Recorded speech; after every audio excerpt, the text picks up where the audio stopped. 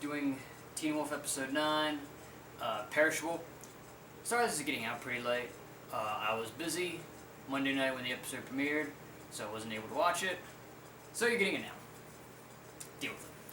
So, this episode begins where we find Deputy Parrish is in his car, and he's tied to the steering wheel, and there's another deputy identified as Deputy Haig is pouring gasoline on him and his car, and then he proceeds to light it on fire.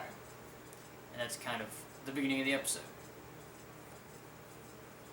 After that, we go to Stiles and Lydia in the sheriff's department, and they say that they think that Lydia's mom either wrote the Deadpool or helped whoever did. And they go through a flashback sequence where when Lydia's mom started to hear voices and she predicted her friend's death, she tried to find all kinds of ways to do it, which she stumbled upon Meredith Walker, who was at Eichen House.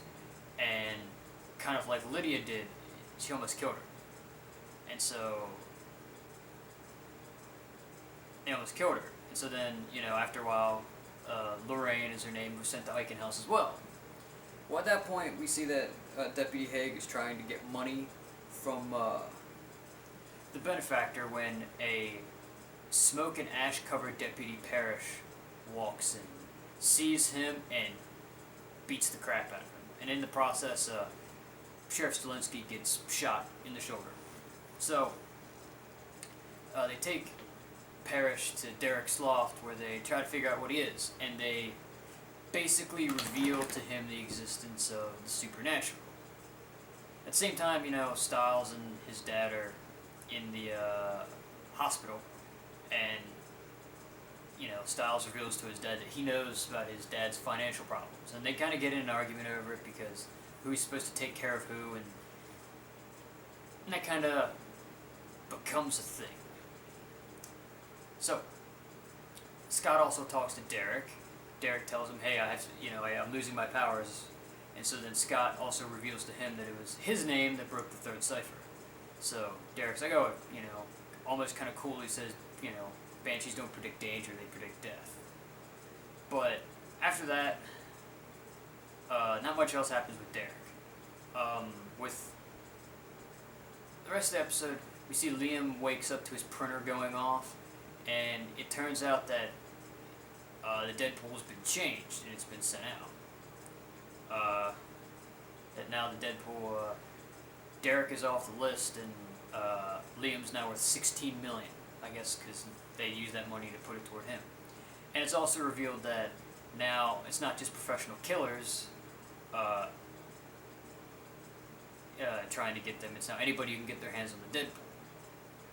So then Scott, Liam, and Malia end up at a bonfire later in the episode. It's a lacrosse bonfire, and both Liam and Malia are trying to drink, and Scott's looking out for him, but he notices they're getting drunk, which for werewolves shouldn't be possible, and he determines it's the music, and then the music is disrupting their senses and making them all weird, and then a couple security deputies or sheriff cops, I don't know, haul them inside, and they reveal that, hey, we're going to light you on fire. We're going to pour gasoline on you and light you on fire.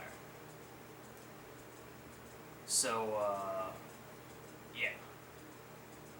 But, Mason, yes, Liam's friend heard Scott say that he's got to turn the music off, so he unplugs the music just in time for Scott to stop the guy from dropping a lighter on Scott, Liam, and Malia, and then when the other deputies show up, Derek and Braden show up and just kick their asses. Now for Stiles and Lydia, they try to determine what the cipher that Lydia's grandmother left at the end of the last episode. So they go through stuff and they reveal that Lydia really liked The Little Mermaid, and so for when she was a kid, and that her grandmother would read it to her, and that she was always wanted to be called Ariel. So they type that in, and it turns out it's a bunch of suicides that were at Eichen House. So they go in and they bribe Brunsky to get into the records room. When they get in there,